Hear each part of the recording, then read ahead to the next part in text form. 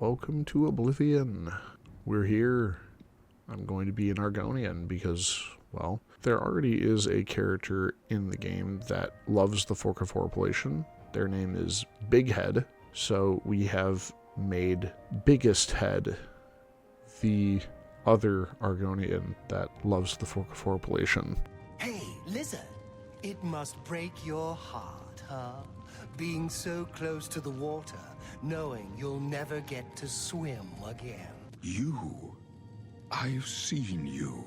First things first, I gotta take off all these restricting clothes. I'll keep my wrist irons because they weigh nothing, and then I make my way through everything in the tutorial. I don't fight anything because I don't actually want any skill increases right now. I don't know how they'll affect me later, and also I don't want to increase like hand-to-hand or anything when I'm only supposed to be using the Fork of Horripilation. I will be increasing magic skills as long as I'm not using my magic offensively, like directly casting a spell that will deal damage to enemies. I think Conjuration is okay, but I won't be taking Conjuration as one of my major skills. I just know there are some quest rewards in the Shivering Isles where I am able to summon allies to my side, so I will utilize those, but I won't abuse them. I choose the Thief just because I like all of the stat increases. I think about the Lover for right now because I don't want to fight this assassin. What I can do instead is paralyze it and then wait for Balrus to show up.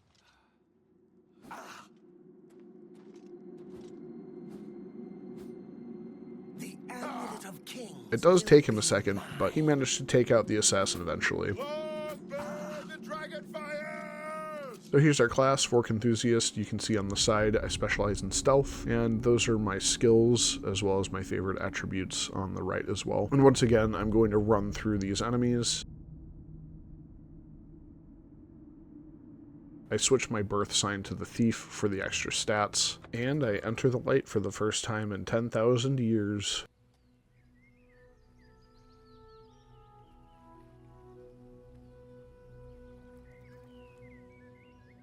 I make my way directly to Breville in order to find the strange doorway. And then I go inside the portal. Please, have a seat. Yes, what can I do for you? I imagine you're here about the door. Enjoy your stay. This part's important. This is my first time seeing the Shivering Isles in the remaster.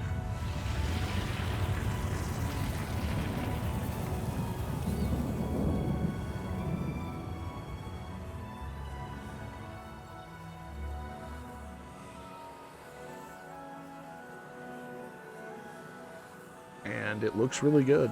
I can't fight anything still because I don't have my weapon of choice, so I just run away from this Grumite. I will be looting every single one of these adventurers that try to kill the Gatekeeper because I need money right now. Unfortunately, steel is kind of heavy, so I'll have to make multiple trips or just be over encumbered and walk my way over there. So I grab everything that I can carry and I take it down to Drewin to sell. I do keep a shield because even though I can't attack with anything, I figure if I just equip a one-handed weapon and use the shield, then that's fine. I don't mind getting my block skill up. I just don't want to get my other skills up. I do buy a bow from Drewin because I will need to fire exactly one arrow, but there are two people that I need to talk to in order to defeat the Gatekeeper as effectively as I can. I've been dying to tell someone. You seem trustworthy enough, but don't tell Romina I said anything. Her Gatekeeper is flawed. Her tears hurt him. Her tears somehow agitate the Daedra bound to the Gatekeeper's body. Her tears make it really restless. It strains harder against the warding magic. She may seem like a tough woman, but the Gatekeeper makes her all weepy. Go see for yourself. She visits him every night around midnight. Just don't tell her I said anything. I might get another lesson in the nature of pain. I don't like those lessons very much. So learning this, we just have to go over to the Gatekeeper around midnight, and Romina will be there. My dearest, How are you feeling tonight, child? I'm so proud of you, my child. You crush our Lord's enemies into dust. Just looking at you reminds me of him. Why has he forsaken us? I'm sorry, child. It's just too much for me. I must leave now. No, not now. Don't you remember what happened last time you touched my tears? Keep away! She even kind of confirms it here. And we can pick up some of her tears in her handkerchief and then just run away. Then we can go talk to Jared Iceveins. They say the gatekeeper's magical.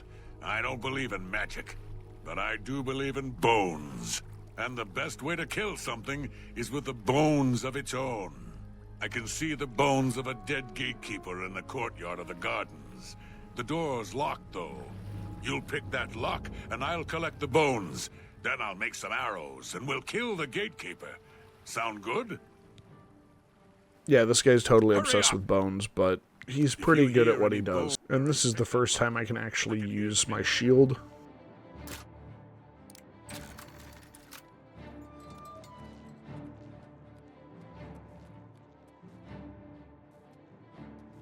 There's a group of 3 skeletons in here that'll attack, and basically I just let Jared take care of himself. I try to stand in front and block a little bit for him.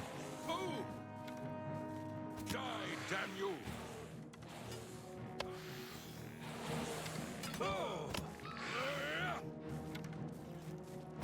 But they're pretty weak since I'm only level 1 at this point, and he takes them out without any major troubles, especially once I start just body blocking.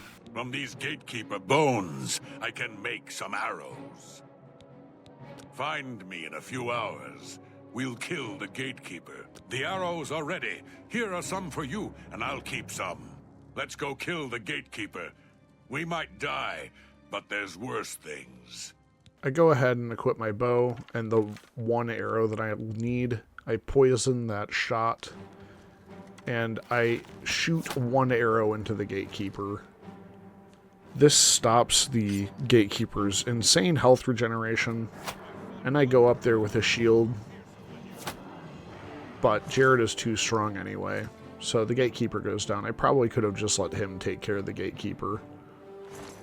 I enter through Mania because I get a spell called the Blessing of Mania. It is a spell that will frenzy my enemies, that makes them fight each other, and it's going to be pretty useful for a while, getting enemies off of my back and helping me deal with other enemies. But our first stop is going to be at Longtooth Camp, where I can actually find the Fork of Horripilation on a desk. Sometimes the heretic nearby has it in his inventory, but I was lucky, and it was right there. So now that I actually have some means for combat, I can go fight something. And this is how my very first fight with an enemy went. You can't regenerate magicka while you have the Fork of Horripilation held. It's kind of like having the Atronach birth sign. But you can unequip the Fork of Horripilation and regenerate your magicka normally.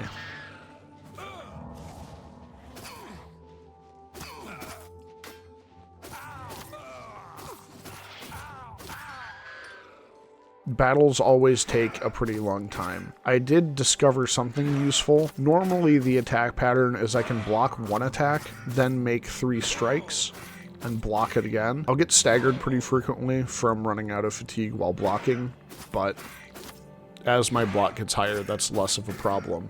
I ran into this wandering NPC on my way to New Sheogorath, and I figured it would be a good chance for me to do a little bit of grinding. I can level up 3 skills at once with this NPC. I can attack him, which makes him attack me back, so I can get up my block and my blade. But I can also yield once my health gets too low, because this NPC does accept yields. I can also hide on top of this rock and cast restoration spells. But once this character yields successfully, I can go ahead and speechcraft again to get his disposition back up.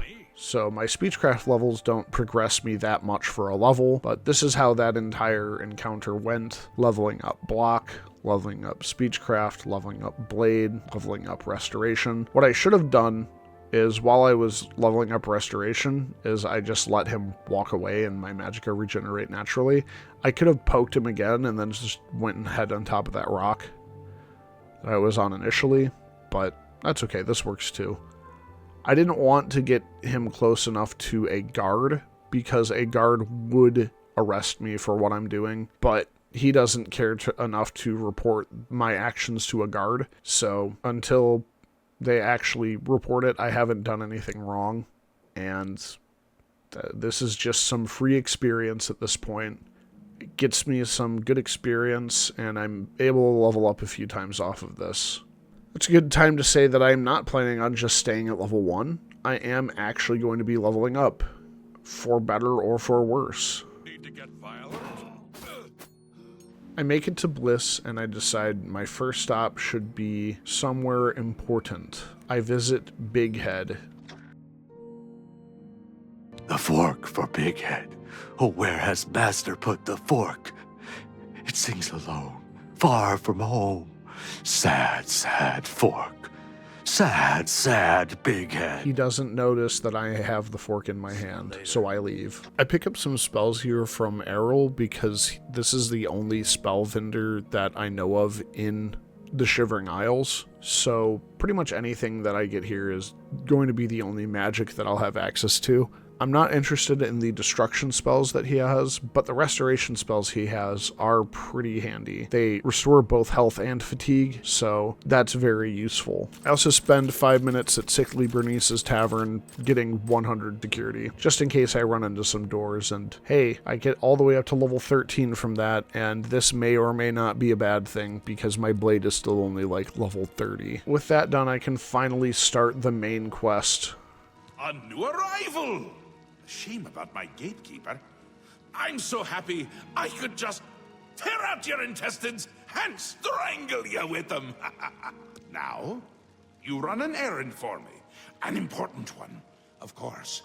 Anything I tell you to do is important. My realm, my rules. You're going to Zedilian. One of my favorite spots in the Isles. Zedilian is pretty difficult because there's grummites everywhere. Every single area has a small cluster of 2 to 3 grummites. If I can take them on one at a time, it's not that big of a deal. But if I make a mistake and aggro more than one, I'm in trouble. This is already going to be a spot where I get a lot of sneak levels because I'm moving around so carefully so as to not. Oh, well, never mind. This first encounter is doomed from the start. I pulled aggro from both the grummites. Both of these first grummites have a bow, and I'm not in a good spot to be peppered by one grummite while another one rushes me with a dagger. When I try again, I'm able to use the pillar for a pretty long time to solo, but then I notice the grummites just lose the desire to chase me around, and they both have their daggers out. So I have as much time as I need to back off, and once I get them a little bit separated so that I'm not getting attacked by both of them, this becomes a lot more doable. And like I said, as long as I'm not holding the Fork of Horripilation, my magicka will regenerate normally. So I make a note here to get my willpower up as soon as I can after my strength and agility are maxed out. So the rest of this fight takes a pretty long time, as do all the other fights in this dungeon, but just getting through this first room took several minutes, which is a bad sign for me.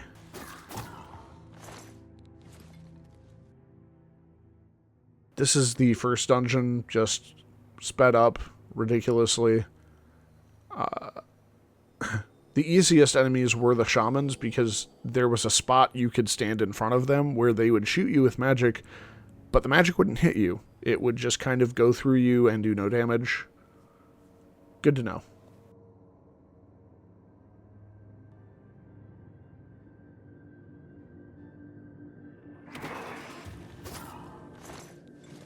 I can activate this Resonator of Judgment and then head into the next area in order to finish this quest.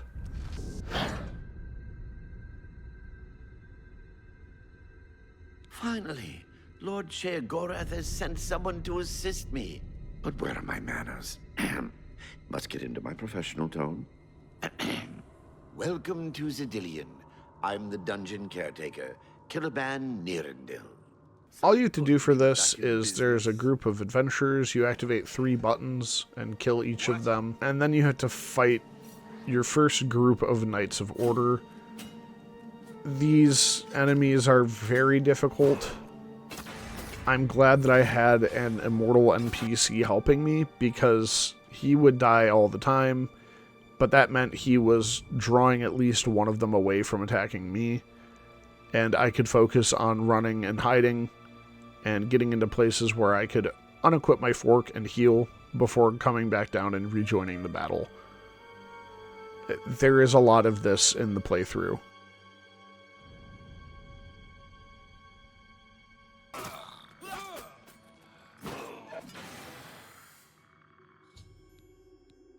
Back in the palace, I can get my next quest. Well now, what news do you have to report? Wonderful! Time for a celebration! Cheese for everyone! You're going to learn! I'm going to learn about the rulers of Bliss and Crucible. Ah, yes, there you are. You couldn't imagine how long I've been waiting for you. So little to do and so much time. Could you, in fact, imagine just how long I've been waiting? I don't think you could, but I might be wrong. Or I might also not care. Thaden wants us to do drugs. You're the one the Mad God sent, aren't you? Then you're safe for now. Speak to no one unless I instruct you to. None of them can be trusted. Do you hear me? None! Surrounded by traitors and spies I am. Always, always. They watch and wait, eager to slip a knife into my spine when I'm not looking. Syl wants us to uncover a plot against her, but we're going to go to Dunroot Burrow first for Feldu. They're held by a lot of the Elytra inside and outside of the dungeon. All you need to do is eat one and then sprint through the rest of the dungeon. This was actually like my second or third attempt. I would save pretty frequently because as your addiction worsens, you are less and less effective at doing anything. And because I can't hardly do combat to save my life as it is, I made sure I had as little stuff as possible going in, since it also drains your strength, and I just sprinted through the entire dungeon, avoiding every enemy that I could. I was able to get my addiction cured with the Chalice of Reversal and take it back to Thaden. A triumphant champion returns. Now it's time to help Syl with her problem. I do appreciate an assertive leader. I look forward to working with you on this assignment. Lead the way, Grand Inquisitor. We get to zap a bunch of people.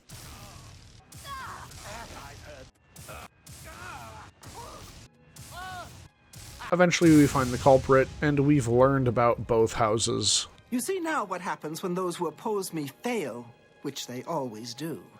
I'm pleased with your work, Inquisitor. As a token of my appreciation, I shall spare your life and make you a courtier of dementia. Well, well, you've experienced both shades of madness. Wonderful. You seem fulfilled. Full of fill. Bursting at the seams. Seamless. Now, you've seen the great torch that burns brightly over New Sheogorath. No, because it doesn't. It should, but it doesn't. You'll fix that. You'll go to Sylarn and bring back the Flame of Agnon to relight the torch. Oh, and take care with my minions at Sylarn. All you have to do here is side with one faction, either the Golden Saints or the Dark Seducers. There's really no difference between siding with either, so I just side with the Golden Saints because they were closer and make my way through the dungeon. They do most of the heavy lifting in combat, and I just sort of stab an enemy in the back that already has their aggro drawn by one of my companions, so nothing too dangerous. Victory is ours. I have already selected a candidate for the honor of kindling the altar of rapture. I will now claim the honor of victory for myself, here on the altar of despair.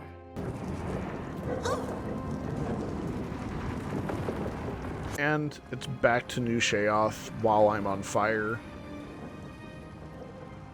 I also choose to light the fire for Mania because, well, I'm like Big Head, so Big Head is a citizen of Mania.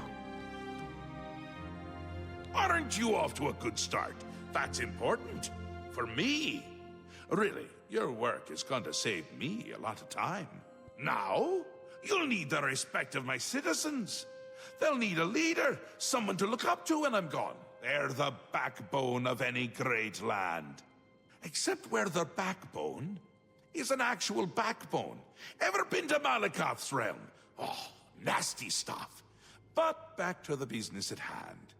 You'll need to control one of the courts of madness. Replace a current duke, or duchess, whichever. That will command respect. I choose to replace Théoden. I spiked his food with horrible drugs, because that's how he would have wanted to go. And I get a hat.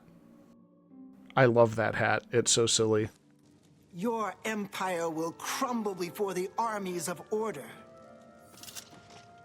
This has never happened before. The ruler of dementia turning traitor? Unprecedented. I've seen others defect, but never a duke. Maybe we're onto something here. We'll see how it plays out. The Grey March has swept the Fringe. Aura gathers its forces there as we speak. And I hate when people gather forces in my Fringe! We make our way to Passwall and find out it's under siege by the Knights of Order. So, again, we team up with the Golden Saints and deal with the Knights of Order. This is a pretty long engagement, but I have allies, so it's not bad. Victory is ours. For the moment. We must discuss our next move. The Spire is obviously their source of power. This battle will not end until we find a way to shut it down. I haven't actually demonstrated it yet in the video, but this is sort of what using Blessing of Mania does. You can kind of hear them fighting in the back, because they are.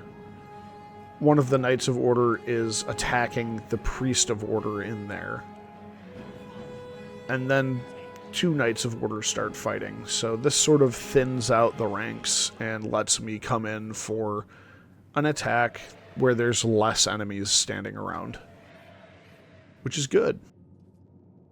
All I have to do now is overload this Obelisk of Order. I summon a Golden Saint into the middle of the enemies so that there's something for them to aggro onto that is not my face, and then I go ahead and overload this Obelisk. A lot of this challenge was figuring out what enemies I should engage and what enemies I should just ignore. I think I probably could have looted that Obelisk as well, but I didn't think to at the time, and I was too focused just leaving.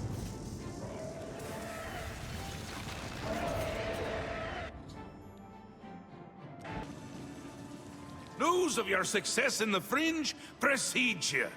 To further cement the victory, I have an important task for you to perform.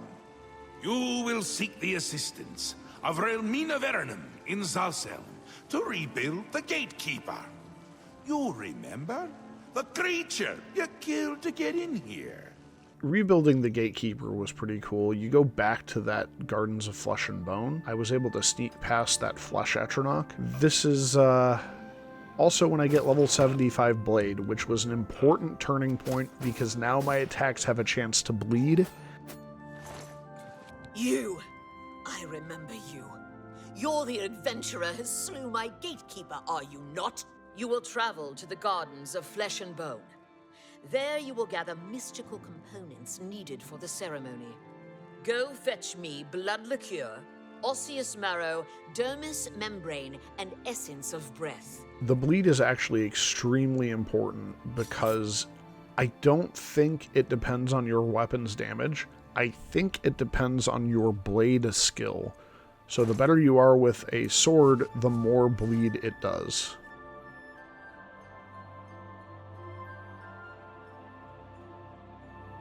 Combat is a little bit easier now that I have that ability to bleed my enemies on strike. I get a little bit turned around in here, but it's not too bad.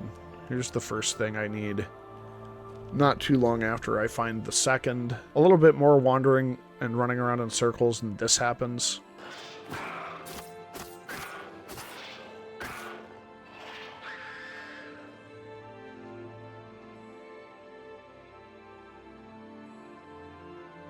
There's the third ingredient right here, the breath. Cool sound effects there.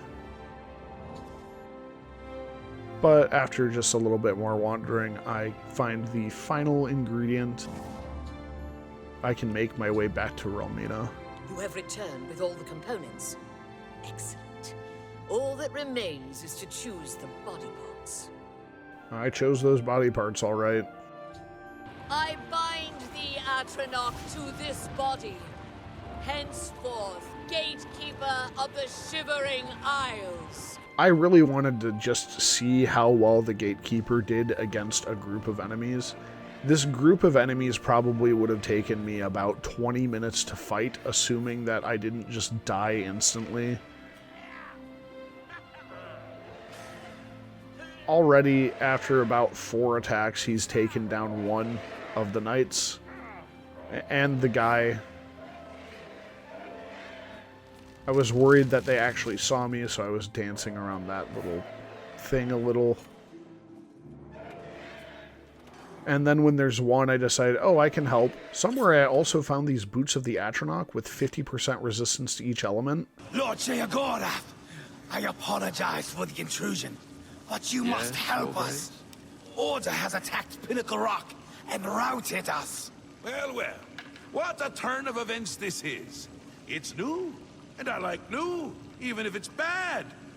And this is bad, isn't it? So now we have to go over to Pinnacle Rock, which is where the Dark Seducers sort of have their main headquarters. Of Pinnacle Rock. Syl let them in. We had no idea she would turn on us. They captured our commander, Dylora, and have her imprisoned somewhere inside. Our first priority must be rescuing her. Most of this dungeon was just letting my allies take care of everything. I had an essential NPC again, so it wasn't too bad. You have my thanks for freeing me, but just who are you? The only thing that matters now is the wellspring. We must reach it at once. No, the wellspring. They've stopped it up. You must make it to the wellspring and let the waters flow. Well, there go my essential NPCs. Had to do the rest of this by myself. The room with the 4 knights wasn't all that bad. What I could do is I could just aggro one at a time. Usually I was able to only aggro at most 2 enemies at once, and then just go through and slowly whittle them down. The bleed really helps with my clear speed, because I don't have to rely on dealing 1 or 2 damage a swing anymore, and I can actually hit for pretty decent damage with the bleed. It's kind of funny when they fall over if the bleed is going to actually kill them. But we release the wellspring. Please, allow me to teach you this spell, so that you may summon our kind to you in times of need. We get a new spell. Also, accept this gift of armor. It is the least I can do to show thanks for your help. And some awesome armor. I was unironically going to use this for the rest of the playthrough. However, it takes up your gauntlet and your boot slots, as well as your greaves and your chest. So it's a 4-slot armor. It's just not good enough. Time. Time is an artificial construct. An arbitrary system based on the idea that events occur in a linear direction at all times. I thought we had more time. I thought we had a chance. But plan has failed and we were so close. Flee while you can, mortal. When we next meet, I will not know you, and I will slay you like the others. The realm is dead! Sheogorath is dead! That which is lost can be found again. There is one being in the Shivering Isles who may be able to assist you in the construction of a new staff. The ruins of Knife Point Hollow once served as a great library. There you will find a door. Behind that door, you will find the answer you seek. Although I hesitate to guide you towards this path, the secrets of the past will surely aid Jiggalag, but I fear that we have no other choice. So I make my way over to Knife Point Hollow.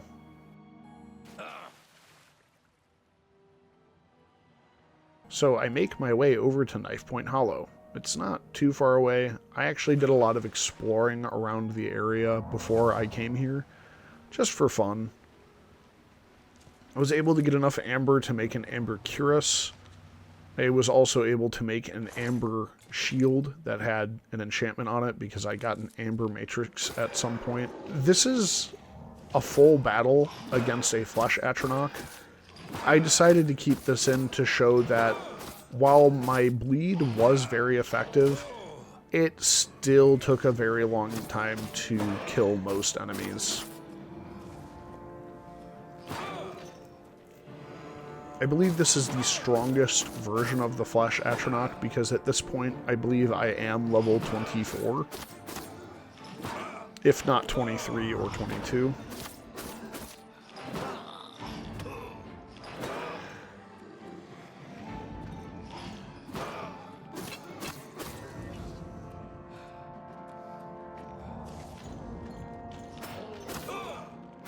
I think I also have Expert Block, but the reason I'm not abusing my shield spam is because I kind of count the shield as a weapon when I hit 75 block.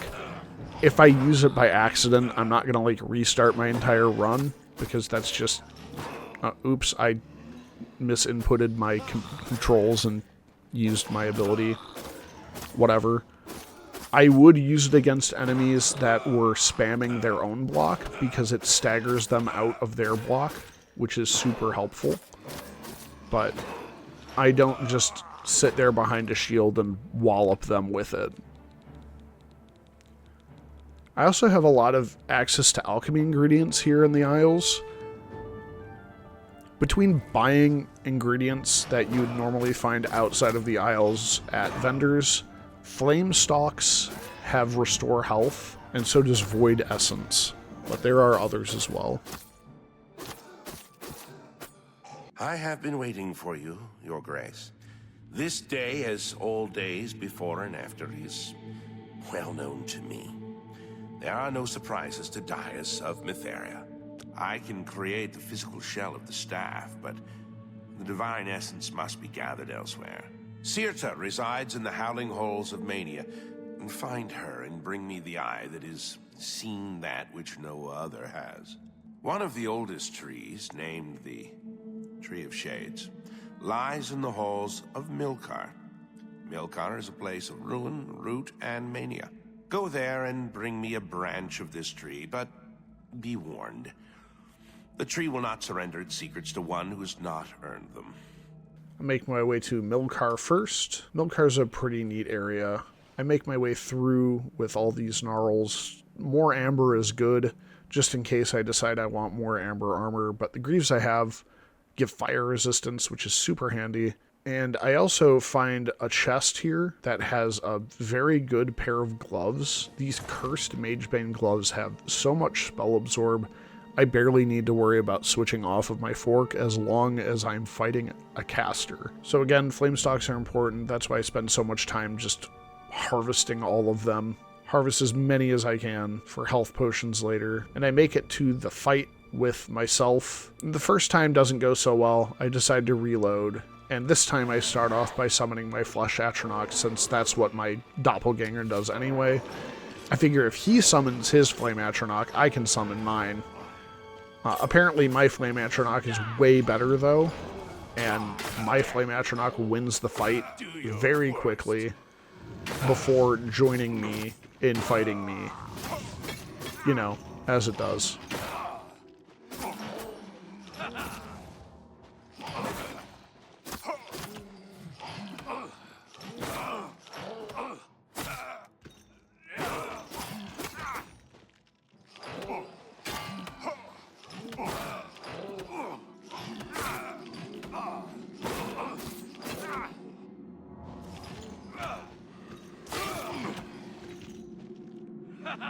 I have no ability or reason to use the sword that this NPC drops, but it does look pretty cool. So fun fight. I go ahead and get my stick and then make my way to the Howling Halls in order to find Sirta. I need Sirta's eye in order to finish the staff. I need to disguise myself as these cultists in order to not have to kill as many enemies. There's also an NPC who needs 3 daggers. There's 3 enemies in the first area. I can easily just kill these first 3 enemies, get the robes that I need, as well as the daggers that I need for the NPC in the next area.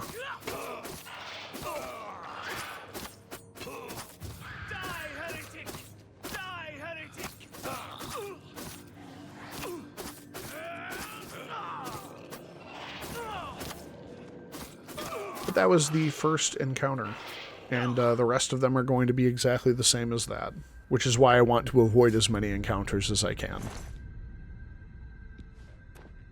You do not belong here. Quickly, put on a robe before the others see you. They will kill you on sight. Please, I mean you no violence. Perhaps you can help me. But there are those of us here who want her gone as well, yes. Those of us who think that maybe we could lead better than she does. So if you will help me, I will help you. Sirta will die, and you will not need to lift a finger. Then you can take whatever you need and go. I require weapons, for myself and for the apostles that will help me do the deed. Take these daggers, slay her, and at last we can be on our path to true enlightenment. Here you are, my brothers. At last we will be rid of Sirta. Come, now is the time. So I did talk to Sirta before. I didn't save it because I wanted them to kill Sirta, but I wanted to know what she had seen that made her eye so special. Apparently she lived through the last Grey March. She survived it. She saw Sheogorath's throne empty, and that's what she saw that she wasn't meant to see. I think that's pretty cool. Pretty cool lore that this NPC actually saw Sheogorath's throne abandoned while the Grey March was happening. She thought about it differently. Maybe she could have found out what was truly going on, but instead she just took it that Sheogorath always abandons his people during the Grey March. So she started a cult about it. You know, I just watch my friends finish killing Sirta. That's their fight anyway, so, you know, they won. And I get my eye, which is what I wanted. Her regalia is pretty cool too, so I take that. But that's everything that I need. You have the items, contrary to all prediction. Once again, you defy the path set before you. Ah, you're back. You may have noticed that we have a bit of a problem. Somehow, the forces of order have poisoned the pools of mania and dementia that feed the tree. Once the source of madness becomes the font of order, Jiggalag is won. I suspect the traitor Soule. Jiggalag has never had an original thought in his existence. I couldn't bless the staff with the power of madness because the font behind Sheogorath's stone is kind of like clogged up with order crystals. So I'm going to need to go into the caves underneath Bliss and Dementia in order to fix that. So the way I do that is just killing the priests of order around. I also hit level 75 armorer here, so I can start to fix things beyond the max. And Soule is here. I expected Soule to actually attack me while I was fighting these other priests of order. However, she just wanted to monologue at me, and I actually had a chance to talk to her later.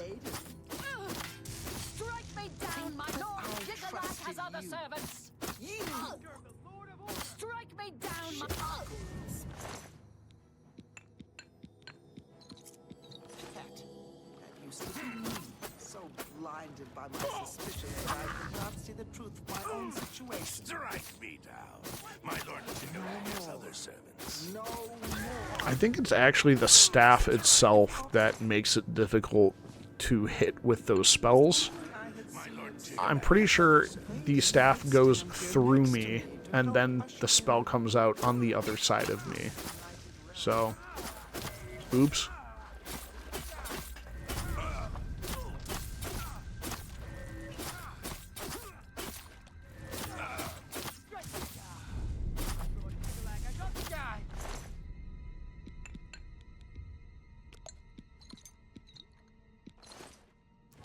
Instead, he is dead at your hand. And Sheogorath's command. What harm had he ever done to you? The means justify the ends, isn't... All right, time to fight Soule. At this point, I have a pretty good reflect chance. I have 10% on my shield and another, like, 15% from a necklace or something like that. I also have a mundane ring at this point, I'm pretty sure. So, she zaps herself more than she zaps me.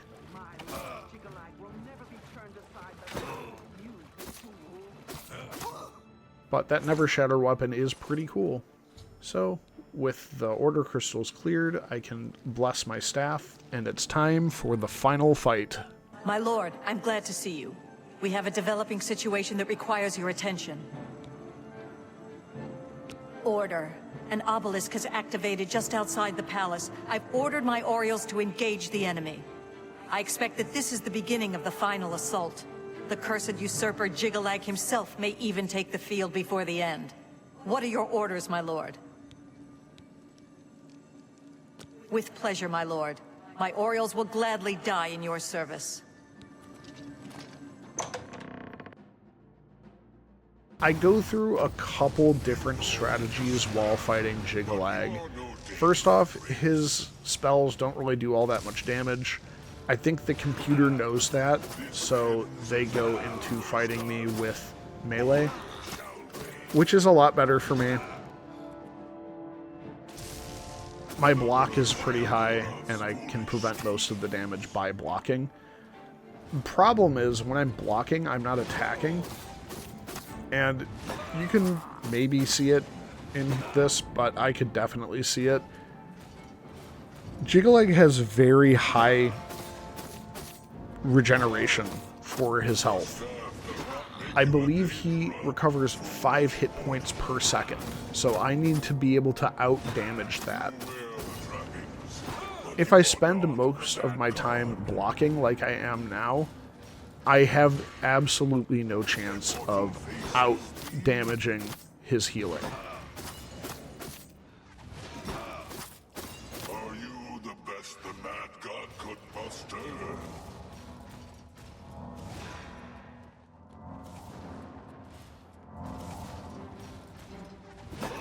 Foolish mortal.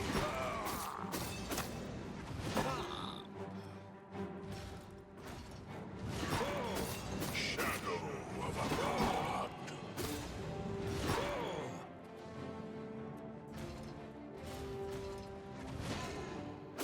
The realm of madness is mine. It takes me the better part of the 5 minutes, 6 minutes this fight took to figure out that blocking was not the answer here. As I mentioned before, there are a lot of ingredients that give restore health.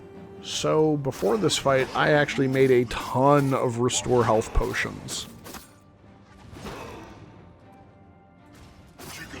I realized that my best chance was just going to be hold down the attack button, and if I start to get low, then I just drink some health potions. Order shall rule this world once more. The Grey March is upon you.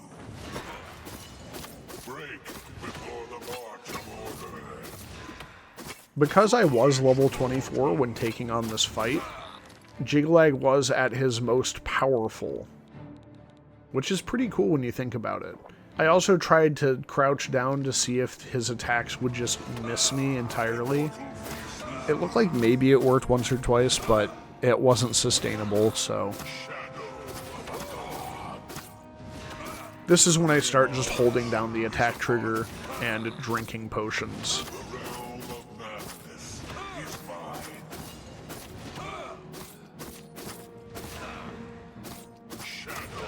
You can really see the health bar starting to go down now. Now that I've entirely stopped trying to avoid damage, and I am just eating it in order to dish out more.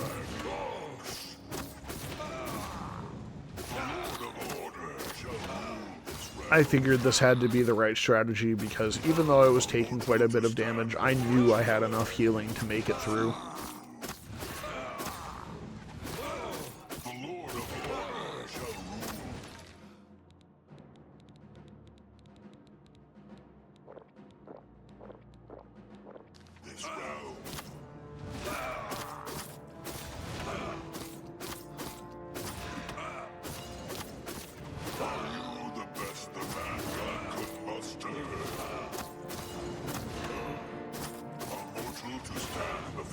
Also, something funny I learned while I was looking up Jiglag, I believe I was on the UESP wiki.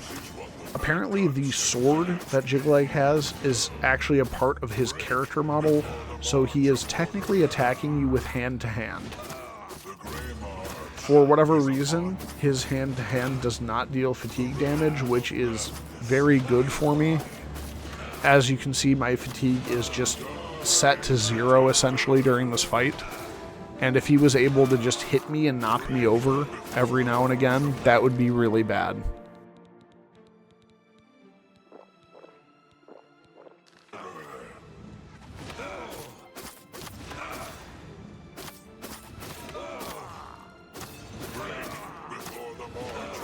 Like I said, a lot of this fight is just trading blows. It takes a long time.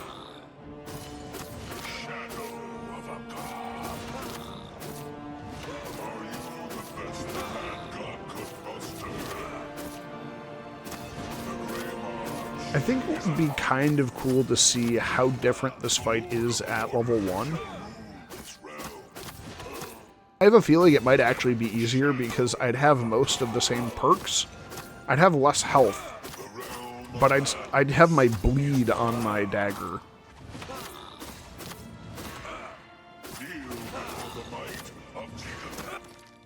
I believe at level 1 the bleed would be immense help and would definitely just carry the fight even more so than it does now.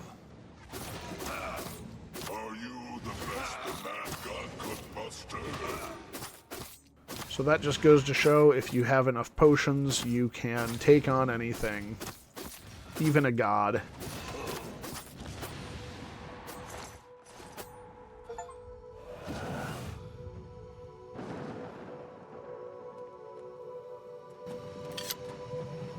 Enough! I am beaten. The Grey March is ended. I successfully went ahead and became the new Mad God by only using the Fork of Horripilation. And here's all my stats if you want to see them. Pause if you need. And there's some proof that I was level 25 when I was taking on Jiglag. I thought it was level 24, but 25 and 24 are the same. But that was it for this video. This one was fun. I love the Fork of Horripilation. It's one of my favorite meme weapons in any game that I've ever played. It's a real riot. And there's Biggest Head, just chilling, ready for more people to come through into the realm. And that does it for this video. As you can see, I did go a little bit further with Biggest Head. If you'd like to see that, let me know in the comments. He's been to the mainland of Cyrodiil and did a few things. But for now, the adventure is over.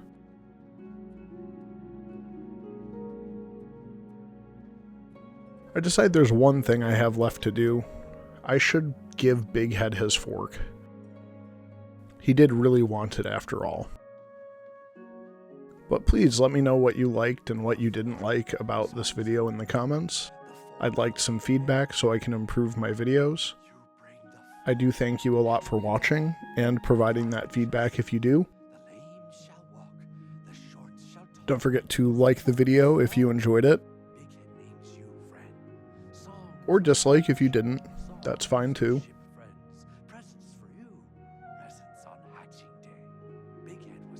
And if you'd like to drop a sub so you can keep up with these silly adventures.